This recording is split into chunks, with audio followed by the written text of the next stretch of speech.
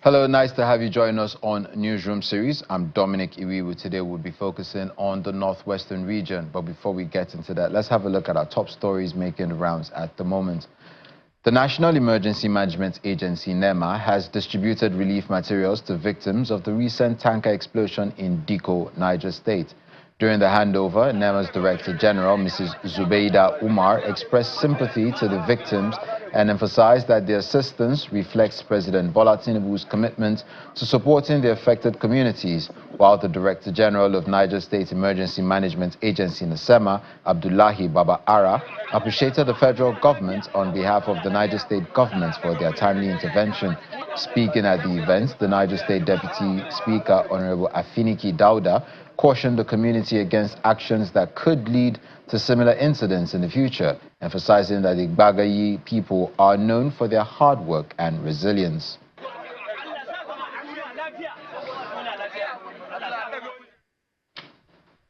Now, 7 people have been killed and 11 people injured during an armed robbery incident in Yobe State on Monday night. The attack, which occurred at the popular Ngalda market in Fika local government, appeared to target residents and businesses, with 16,500,000 naira missing in the process. In a swift response, the spokesman of the Nigeria Police Force, Yobe State Command, SP Dongus Abdul Karim, in a press statement revealed the gang leader Dati Alhaji Daji, who is also a resident of Ngada community, has been arrested, describing the armed robbery gang to comprise 6 members.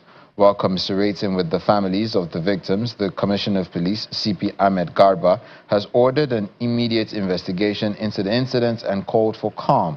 He tasked his personnel to arrest the fleeing syndicate's members and urged the public to assist the command with credible information.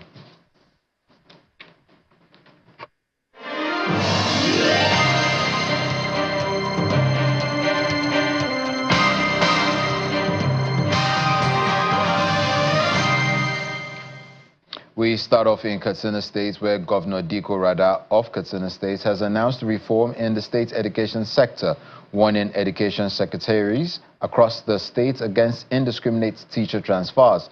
The governor further warned against late coming of primary school teachers and students, an action which he believed has been hampering the progress and development of education in the state.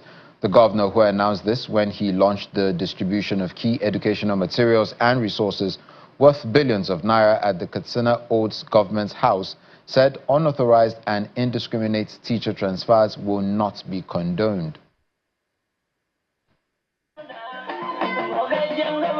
As the Katsina State government moves to reform the education sector in the state, educational materials worth billions of naira have been procured by the government in collaboration with the Transforming Education System at State-Level project.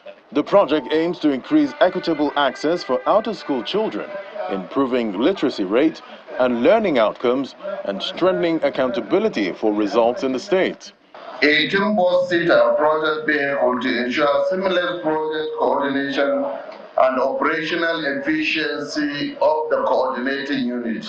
Special needs equipment and instructional materials for the School for the Blind and School for the Deaf, promoting inclusive education and equal learning opportunity for children with disabilities.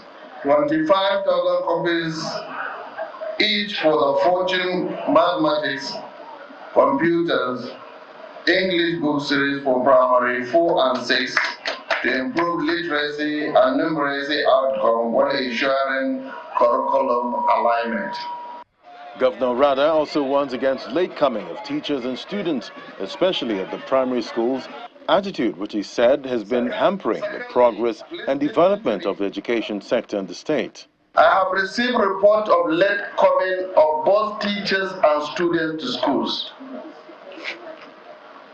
This has been hammering the educational progress and development in our various primary schools.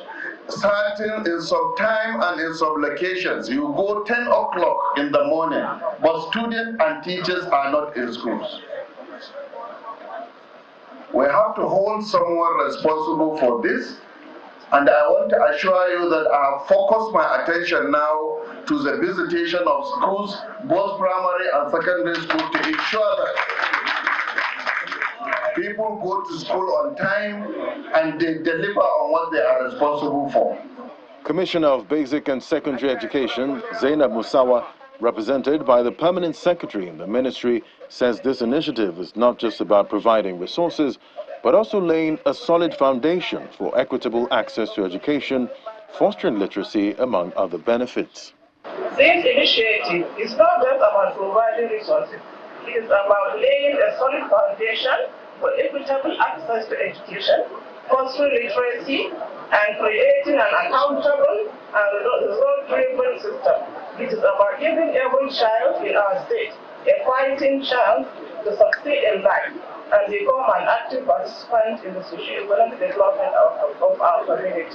The state government reaffirms commitment to improving the welfare of teachers, something it has already started through a system of rewards for dedicated educators in the state. Over in Kaduna State, the Public Complaints Commission says it has resolved about 745 cases bordering on administrative injustice, employment disputes, court matters, land grabbing, and other related matters in Kaduna State in 2024. The commissioner in charge of Kaduna State, Mohammed Idris, who made the disclosure during a sensitization meeting with staff of the commission, said that 445 out of the 745 cases that were brought before it have been resolved in favor of the complainants, while 295 pending cases are being treated by the commission with a view to getting justice for the petitioners. He, however, urges Nigerians to always report cases of administrative injustice and other human rights issues to the complainants for speedy and fair dispensation of justice, noting that the present leadership of the Public Complaints Commission is poised to ensure that every citizen of the country gets justice wherever they are. We want a brand new Public Complaint Commission, Kaduna State. We want to prove to the citizen of Kaduna State and Nigeria as a whole that Public Complaint Commission is no more the analog Public Complaint Commission they knew before. This is a commission whereby you can channel your complaint by mail, by whatsoever, by media, by social media. Unlike before that you have to bring a hard copy before we register your complaint, before we know your prayers, before we know how to help you. By the time I reported, I met about pending case of 745 cases pending. And by the will of God, now we have resolved about 445. What is pending now is 295. And how we come about it is being friendly to the staff, motivate them, let them feel along. And because of the assurance that we are giving them, that's why they are motivated and they work tirelessly to make sure that we have reduced these cases. Our target is to make sure that we satisfy the citizen of Nigeria. People we know that they are in hardship. Let people feel at home. Let people believe that this is our country. This is their country. If you have any issue, you don't need to bring 1 naira to us. We don't need a dime. Just come straight to the office, bring your complaint, register it, we will accept it, and we'll address it. Within a short period of time, you will get justice. Now to legal issues. Enforcing the rule of law requires integrity. That's what Governor Lawal of Zamfara State tells lawyers as he calls for an overhaul of the judicial system to speed up justice. Governor Dauda Lawal also emphasized that upholding the rule of law requires technical expertise, moral courage, and integrity. The governor says the call for a complete overhaul of Nigeria's judicial system is to ensure the swift dispensation of justice, regardless of an individual's social status. The governor made this assertion while declaring open the annual Law Week conference of the Nigerian Bar Association Zamfara State branch held in Gusau, the state capital. Other activities that His Excellency has to attend. The Zamfara State branch of the Nigeria Bar Association is lending its voice to the need to foster a responsible and accountable society by creating an environment for the rule of law to thrive. This formed the crux of discussion at the annual Law Week conference of the Nigerian Bar Association in Zamfara State. Chairman of the state branch, Muazu Ahmed, highlights the significance of the conference, which is to ensure technical expertise, moral courage, and integrity in the judicial system, such that everyone is treated equally under the law, and that no one is above the law, which is a fundamental part of a democratic government. The greatest harmony that can ever occur in any government is the cordial relationship between the arms of government. And if there is one legacy we want to achieve as leadership of the Nigerian Bar Association, is to promote that, so that the executive, judiciary, legislatures, and we lawyers, ministers in the Temple of Justice, will be seen working together to provide development, prosperity, fairness, and produce Zamfara state that we are all dreaming of. In his remarks, the Chief Judge of Zamfara State, represented by Justice Mukhtar Yushau, stresses the importance of upholding the rule of law to protect democracy. We have taken an oath to do our job without fear or favor, affection or ill will. Whether somebody will be happy or not, you are supposed to observe that oath. To us, that is the only way we can observe the rule of law. After the preamble, Zamfara State Governor Dauda Lawal declares the conference open, reiterating that the rule of law remains critical in addressing the numerous challenges facing Zamfara State. Upholding the rule of law requires not just technical expertise, but also moral courage, as well as integrity. You must exercise collective vigilance and dedication so that we can ensure that justice prevails even in the most challenging circumstances. He also calls for better remuneration and training of personnel of the Nigeria Police, noting that this would empower them to perform their constitutional duties effectively. If you're able to take care of the police in terms of their total package, that is remuneration, training them, and make sure they are well funded and they can look away, believe me, that will be the beginning of correcting things in this country. Highlight of the event was the presentation of awards to the state governor by the NBA, recognizing him as an icon of legacy and impact on the people of Zamfara State. Still in Zamfara State, to address rising insecurity, residents of Birnin-Magaji local government area have called for the establishment of police outposts to enhance security in their communities. The demand was highlighted during a dialogue session with community stakeholders on mutual accountability and community scorecard organized by Voluntary Aid Initiative with technical support from International Alert.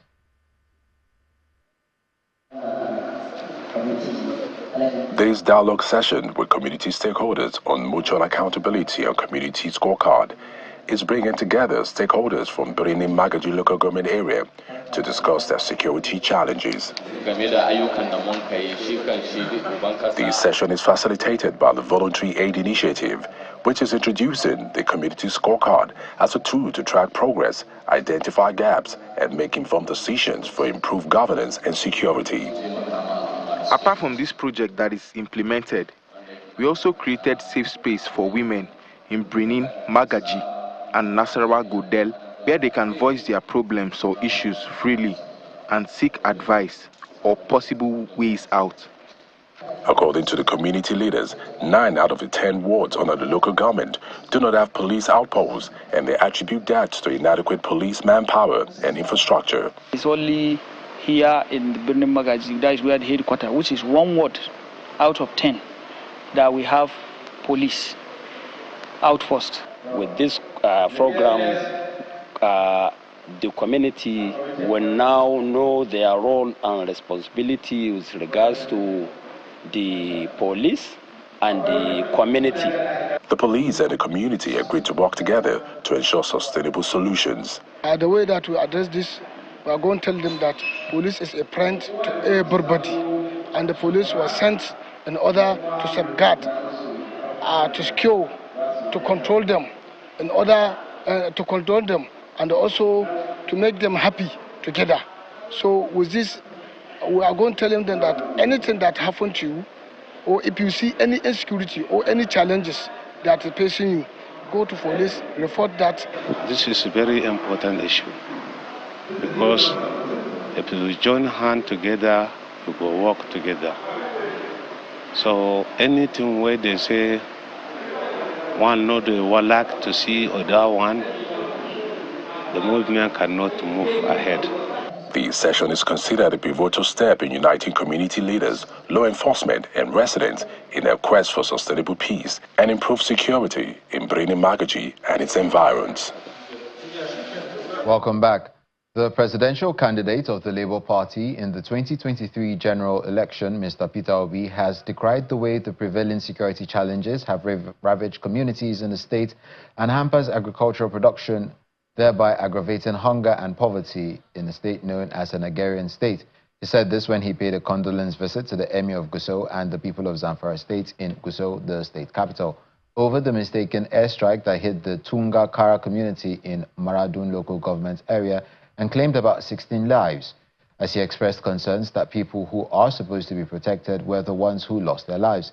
His condolence message was delivered to the Emir of Gusau by the spokesperson for the Labour Party, Tanko Yunusa, who said whatever happens to the people of Zamfara happens to Peter Obi, which is why he sent him to come and commiserate with them before he could come in person.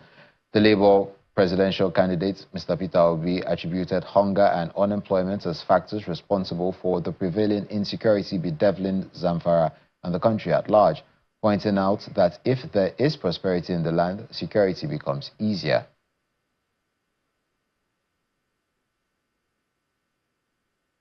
Zamfara is supposed to be one of the food basket of our country, and we will ensure that way when there is prosperity in the land, security becomes much easier. Majority of our people are wallowing in abject poverty.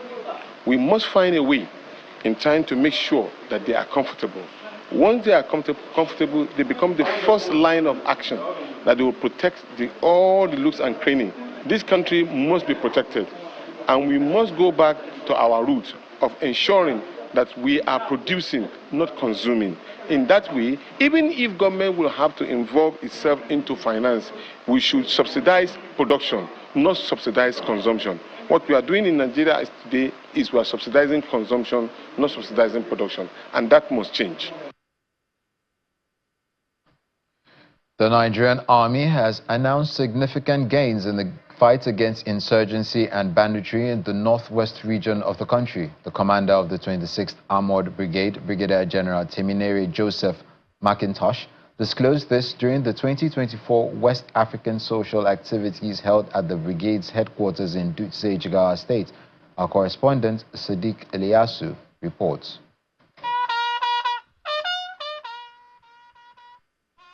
Traditional rulers, government officials, and community leaders gathered at the 26th Armored Brigade headquarters to mark the 2024 edition of West African Social Activities.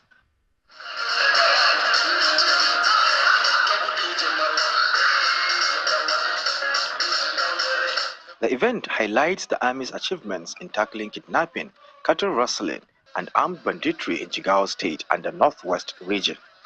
Let me begin by stating that the year 2024 training activities has been successfully executed in line with the Army Headquarters directives. I am happy to say that the successes recorded were resounding despite the current complex security environment. Since my assumption of office as the commander, the brigade has continued to conduct robust and aggressive day and night patrols and clearance operations in conjunction with other security agencies against all forms of criminalities in Jigawa State. Permit me to take this time and appreciate my colleagues from other sister agencies. Thank you very much. Speaking at the event, Governor Umar Namadi of Jigawa State praised the military for its dedication to ensuring peace and security in the region. He reiterated his administration's commitment to supporting the army in its operations to maintain law and order. This year's 26th Armored Brigade has every reason to celebrate. Your officers and soldiers have shown extraordinary commitment to duties and have been resolute in the discharge of their constitutional role. I am particularly impressed by your achievement in combating kidnapping, cattle rustling, and armed banditry. Your successes have had a profound impact on the security of Jigawa State and its surrounding environment. Your collaborative approach with other security agencies through Operation Salama has significantly contributed to the peace and stability of our state. The gallantry and courage displayed by our troops in this operation are both commendable and deeply appreciated. As we look forward to 2025, I assure you of my steadfast support and encouragement, and to encourage you to remain focused and resilient in confronting emergency challenges. The event showcased vibrant cultural performances from troops and families.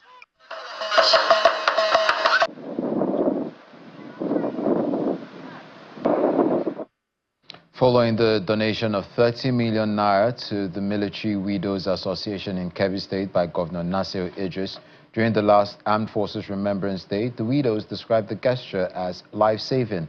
They highlighted the immense challenges faced by widows and orphans of fallen heroes, including difficulties in raising children and securing shelter.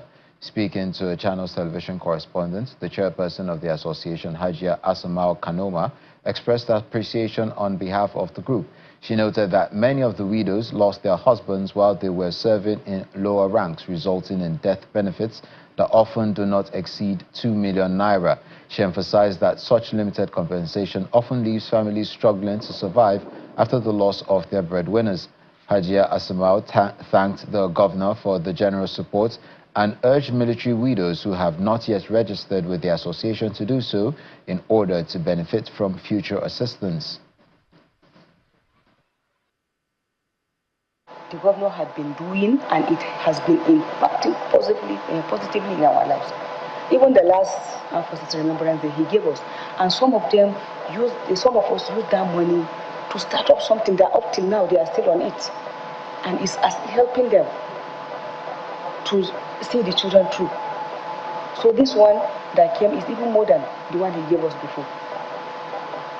So I believe even those that have not started anything with this money before, this time around they will do.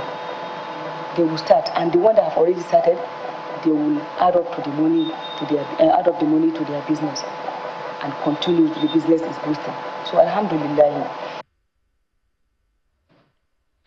The Katsina State Command of Nigeria Security and Civil Defense Corps on Tuesday paraded the staff attached to the Daura Regional Office of the Kano Electricity Distribution Company under the prepaid meter unit for alleged trespass, tampering with prepaid meter, and theft at Tudun Wada quarters in Daura local government area of the state. The 38-year-old suspect Aliyu Muhammad of low-cost Daura was apprehended by the special surveillance team attached to Daura local government area NSCDC divisional office under CSC Bashir Fago. The spokesman of the Katsina NSCDC command, SC Buhari Hamisu, while parading the suspect before the command headquarters, Katsina, noted that the suspect was apprehended after taking away a prepaid meter from a residential house belonging to one Alhaji Lawal Gadi on Thursday, 16 January 2025, at Tudun Wada quarters in Daura local government area.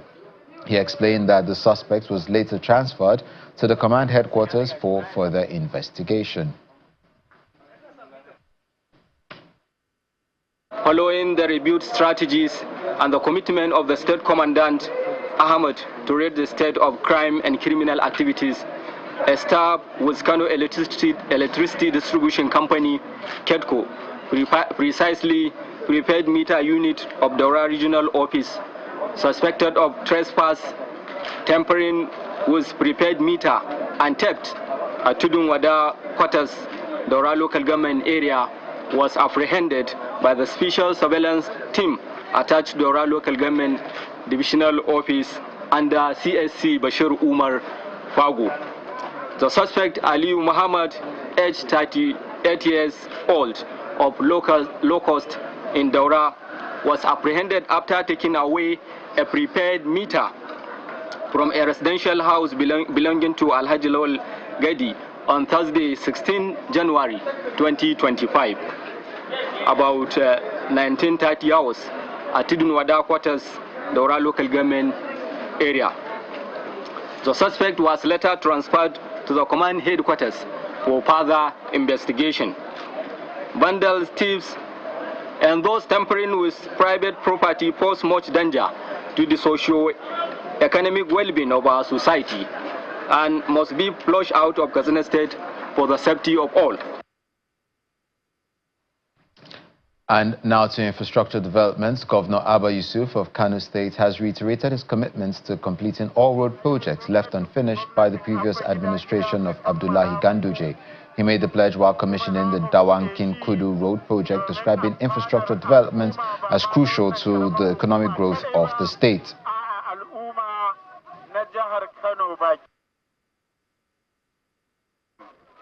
All the 5 kilometers across the 44 local government areas.